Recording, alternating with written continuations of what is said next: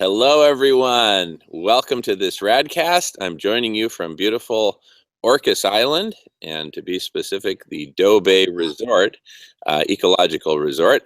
And I'm joined by my sister, Elizabeth. How you doing there, Elizabeth? Hi, Jamen. I'm good. I'm well.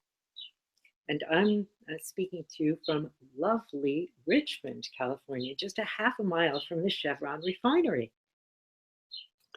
Wow, my dad years ago, for many years, he was the manager of the Richmond Field Station, where the UC Berkeley was doing all kinds of research. Uh-huh. So anyway, I kind of grew up around the Richmond Field Station a lot of my growing up. That was pretty exciting. Um, anyway, so here on Orcas and from Richmond, this is really the first Radcast of a series, and we're going to be exploring a number of topics around, but not limited to, prevention and preparedness. Really, Okay. in a way, kind of two sides of a coin. And really, this was your inspiration, Elizabeth, and I'm so grateful that you've come up with it and been so generous with it. So I'm gonna pass the ball to you, if I may, and Sure. first introduce you more formally, Elizabeth West, and I'm gonna let you say just some words about yourself, and but really we're co-creating this Radcast together. So take it away, Elizabeth, and then tell us about your inspiration about for this whole thing that we're doing. I like to say right off the bat, I'm nobody special.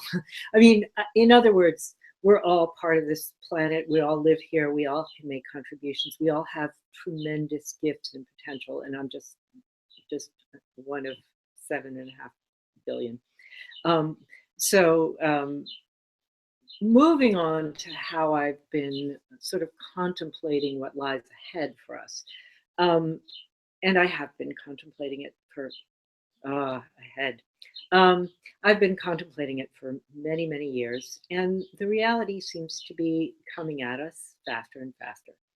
Um, whether we can take steps to stop what looks like it's becoming inevitable, climate change on a scale that will produce terrific suffering at the very least, and perhaps human extinction, and of course, the extinction of many other species. Um, I began to wonder not just how we can stop this process, because there are a lot of people who are thinking about how we can stop this process. I also noticed that there are a lot of people who are thinking and talking about how emotionally to move through this process, how to grieve our losses, how to say goodbye, how to live in a time of global hospice, if you will. And I think, all of those approaches to what's happening to us all are really, really important. But there's a piece that just kept niggling at me, Jane, and it was like, why am I not hearing anything about this? Why is nobody talking about what we can do to prepare, not just emotionally, not just interpersonally, but strategically for some of the challenges that undoubtedly lie ahead, at least for a lot of us. And we do hear and read about, rich Silicon Valley magnates who are, buying islands and, making bunkers with, stocked with wine and things like that. I mean, there are certainly people, individuals who are making plans to survive, and of course, there is that whole prepper movement. But what I'm thinking about is, and what I'm sort of putting on the table in between us and saying, is anybody interested in thinking about this? Is anybody interested in talking about this? Is how do we alleviate some of the suffering that may be ahead for us? How do we take care of things like, not having water or food or healthcare or security? You know, what do we do as smaller and larger communities to prepare for that? Maybe nothing, but to be honest with you, Jamin, I think about things like Beethoven's Pastoral Symphony or Michelangelo's Pieta, and and I think, you know, as human beings, we carry so much glory, so much brilliance, so much sacredness, and the idea that we would sort of fall just unconsciously into this disaster um, just makes my heart sad. And I would like to suggest that maybe there's another way, at least for some of us.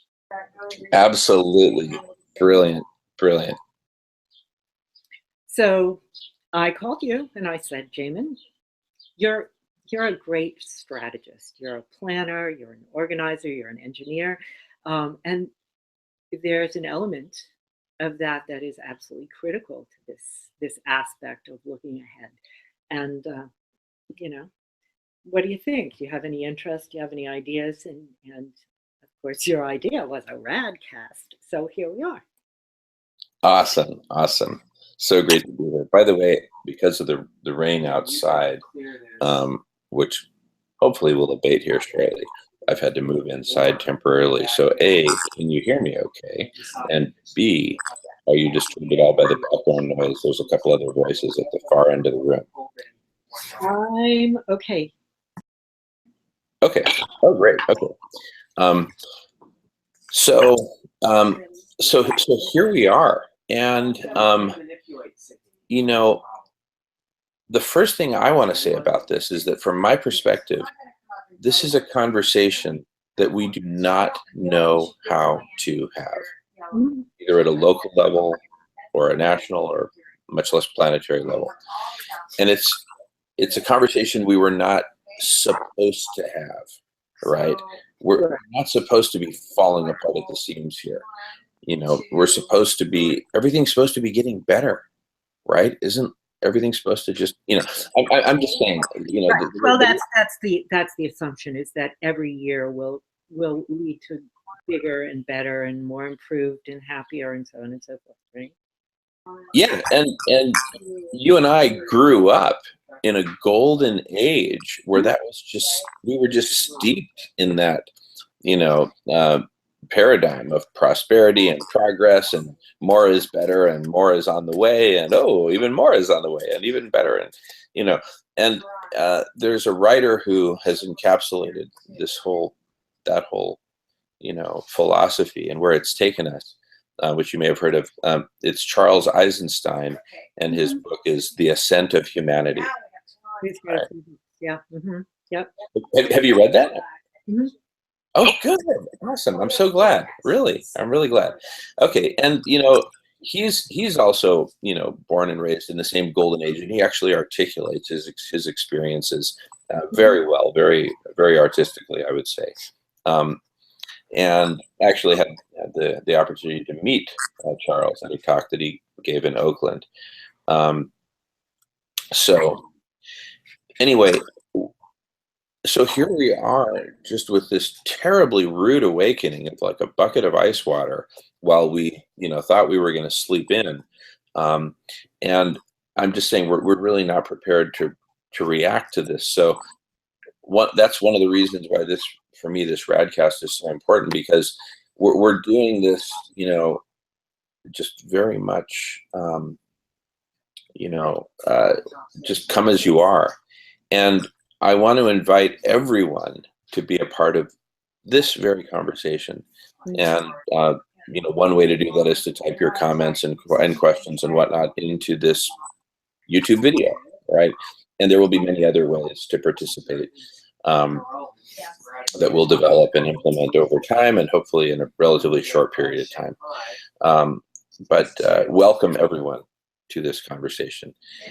And so, you know, I kind of want to give sort of an example of the kinds of things that can come out of this conversation, right, of preparedness and prevention. So, for example, if you consider the massive amount of grain that is grown to feed animals for slaughter so that we can eat their meat. For animals like beef, for meats like beef and pork, it takes approximately 20 to 30 calories of input to produce 1 calorie of meat. I presume you knew that, right? So just consider that what we want to do is stave off just total destruction and chaos, among other things. And I mean, there's plenty of destruction that's ongoing, but we want to stave off. I'm going to rephrase that. In addition to staving off the destruction of the planet and its ecosystems and species and life-supporting systems, we also want to stave off the falling apart of civilization itself, right? In that, if and when civilization falls apart, right, and we basically go into a form of Mad Maxville, right? If and when that happens, our abilities as a planet, as a species, to grapple successfully with what we're faced with just falls off a cliff, right? Because take, for example, geoshading. Right now, with civilization intact, we're able to, conjure up and co-create systems to reflect away sunlight so we can cool the planet, albeit artificially. And I'm not talking about spraying particles. I'm talking about thin film reflection of, a significant portion of the sun's sunlight, just to be clear. But anyway, that's all stuff that we can do with civilization intact, where you have your NASA's intact and the Chinese equivalent of NASA intact and cooperating and, FedExing stuff to each other and whatnot, right? Once we no longer have civilization, once we no longer have the internet or phone or transportation or, and it's basically just, a rapidly decreasing number of humans just duking it out with pitchforks and whatever they've got. And, wealthy folks holed up in bunkers or on islands, while everything just rapidly spins into even worse chaos, because with the collapse of civilization, you lose the albedo effect, you lose the global dimming, and it just accelerates even more runaway climate change and harmful impacts. So not that I'm a great proponent of humanity in what I'm saying at this moment, and all that humanity has done and all that civilization, but no. I'm just saying we need civilization in order to pull certain levers to prevent absolute catastrophic, as if what's happened already is not a catastrophe. It is, but I'm just saying even 10 times more catastrophic, or 100 times more. Well, and I would say that we are looking at the kind of catastrophe that has been visited upon various other parts of the world, the planet, coming home to, North America and Europe, and places that have, in the last, 1,000 years anyway, been bastions of some stability. And I want to say, Jamen, that I think, obviously the conversation that you and I are embarking on here starts from a place of acknowledgement and acceptance that there is, a global process in place already happening. We're not dithering about whether there is a huge problem. And I think, a lot of people still are in complete denial or partial denial, or at least conscious denial. I think, personally, I think a lot of the anger that we see, all over the planet, the populist uprising, is fueled by an unconscious fear of what's happening. People know we're in trouble, but they don't know what to do about it. So better to just, put it in the back closet and, project that anger, onto some other, that maybe if we can get rid of them or stop them or build a wall or whatever, then, be able to relax and feel okay. So I think, we are talking here to people who are ready to start thinking, okay, so basically we're screwed. And what do we do? It's like getting a terminal diagnosis. What do you do? What do you want to do? And, people with terminal diagnoses occasionally have miraculous reversals of that. It happens. It does happen. So I'm not saying, give up, lie down and die.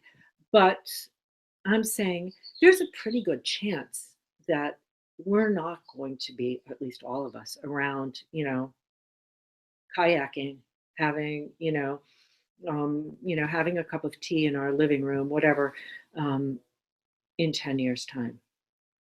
We don't know the timing, but I don't think that's totally unreasonable. So if that's the case, then how do we want to live? And what do we need to do? If you're looking at a particular span of time that you have to be here and be human, how do you live it? What do you do with it? How do you make the most of it? How do you breathe the deepest? How do you offer the most?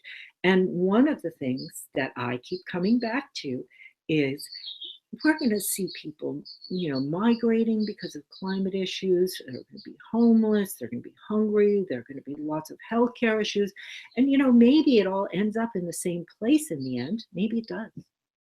But as you say, once civilization breaks down, then it's going to be every person for themselves, basically, unless people have in advance come together in some kind of affiliation. And it could be very formal, it could be very loose, it could be physical, it could be, virtual. There's all sorts of different ways that things could happen. But how can we support each other? And, it may not be that what we're talking about here is finding the best way to last the longest. I think that's sort of the prepper idea, is like, if I can go into a bunker until, the radiation lifts in, a million years or whatever, that's not what I'm interested in. I'm talking about palliative care. I'm talking about how do we go through this period in the human story with the highest of human capacity engaged and on full display. How do we be the best that we can be, and how do we help each other choose our moment and our time, and be more in control of what happens? Totally. Oh my goodness. Yeah, it's such a big conversation because different people go to different places within this conversation. Some people, like you said, go to denial. Other people go to the opposite extreme and say, you know what, we're screwed. There's nothing we can do. There's nothing we can do to save ourselves because the macro has just so much momentum. Right. And exponentially growing momentum in this in what I call the death spiral. Well, it does have a lot of momentum, unfortunately. No, and it's growing roughly exponentially. Exactly.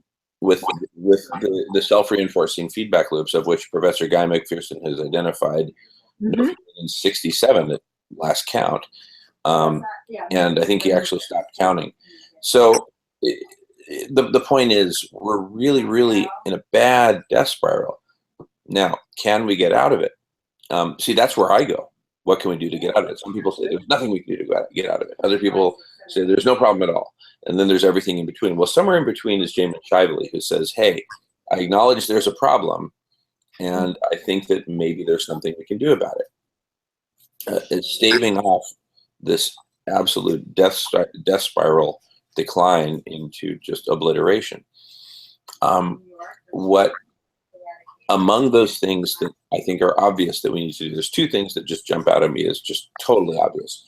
One is, and when I say, what we need to do, I'm talking beyond you and me. I'm talking about, hundreds of millions of people, billions of people, organizing resources and doing massive collective things, like building pyramids in Egypt, right?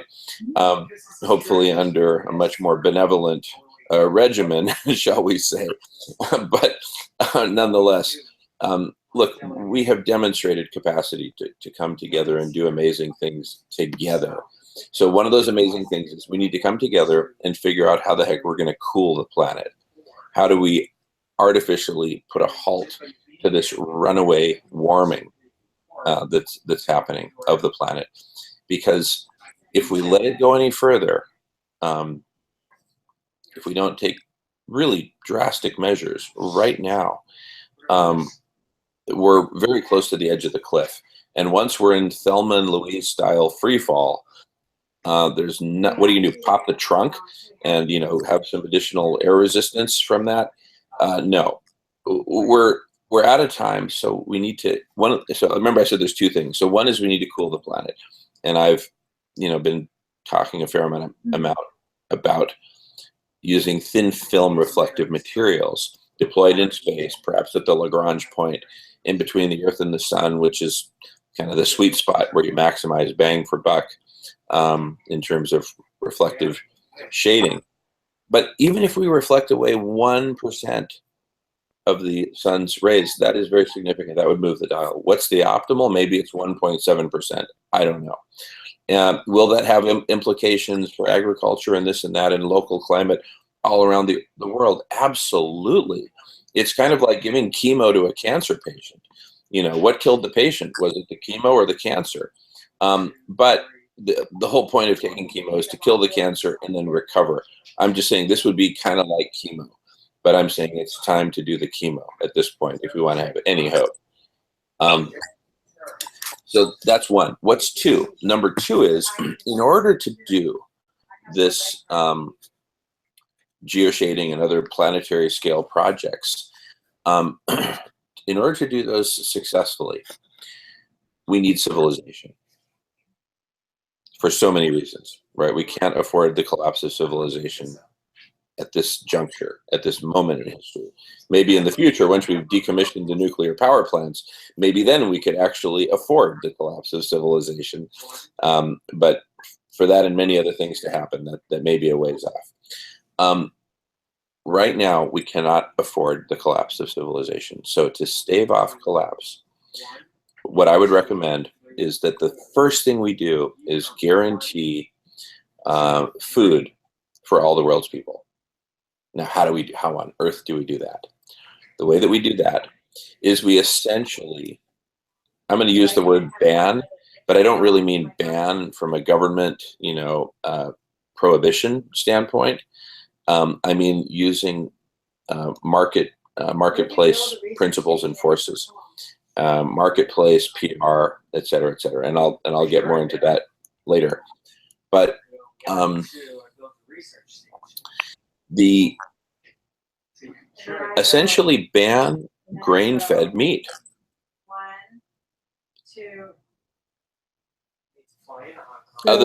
Other than perhaps, poultry and eggs and whatnot, and certain exceptions, but grain-fed beef, grain-fed pork, grain-fed, whatever. We'd have to, again, identify which exceptions. But what that would do is it would liberate massive amounts of grain that could be stored at a planetary scale, right?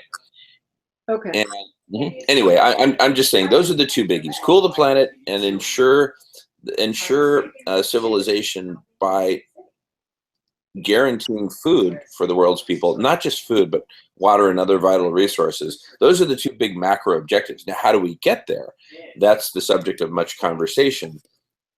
But that may be getting us off topic. Back to you, Elizabeth. Well, I want to say that I may see things a little bit differently than you do, and I think that's probably going to be the case with many of us. There are going to be a wide range of shadings of opinion and feeling and analysis about what's going on. I'm not particularly convinced that we are a civilization, we have a civilization that should be saved. But that's another conversation. I think the thing that I'm thinking is like, well, you know, like if you can, if you and people who share your passion for saving the species can pull it off, can administer that chemo, okay, then we're looking at some very different challenges. Like how do you create an ethos that allows us to live in harmony with what we have, as opposed to destroying it and gobbling it up and gobbling everything and everyone else up. But what I'm proposing at this point is that we talk about what I would call concurrent planning. So on the one hand, you know, you are passionate about finding a way to stop the warming, right? And, you know, if you can manage that, kudos, you know, then we have a chance for a reset. But if that doesn't work, then what? And I'm suggesting that we don't want to put all our eggs in either the basket of denial or the basket of hope. I think that there's a place that's in between. It may not be that attractive, I mean, in a certain way, because it requires an acknowledgement of an outcome that may be really, really hard to swallow, really hard to face. But I think it's pretty important that we start to consider it seriously, you know, that we may not make it through, many of us. And so what's our plan for that? You know, the chemo may work, and you may get another 15 or 50 years. But if it doesn't work, then what? Then what? You know, how do we want to live? How do we want to spend our time? How do we want to use our resources?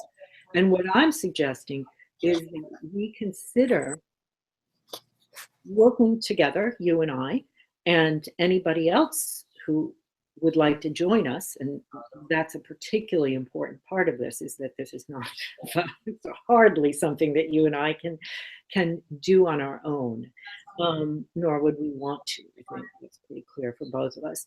But I think we want to ignite a conversation. We want to spark some collaboration and some kind of focus on the idea of how do communities come together. Can we create a template, a process, you know, some way that communities can work together to make some plans that will help them live through the times ahead in a way that gives them some control and some choice and some dignity. Awesome. Wonderful, Elizabeth. So I think we're approaching the half-hour mark. What we could do is wrap up, and then on our next session, our next episode, we could discuss concurrent planning, for example. And I want to echo your sentiment and reinforce it of this is a conversation for everyone. Welcome to the conversation. Please submit your comments and questions via the YouTube video, and we'll figure out more ways to connect us all together as we go forward. So Elizabeth, thank you so much, and thank you all for watching. Elizabeth, I give you the last word. Well, thank you, Jamen, and thank everybody who reaches out to us and responds. So this is our problem. This is our challenge, and this is our opportunity. Absolutely. Wonderful. Thanks so much. See you next time. Thank you.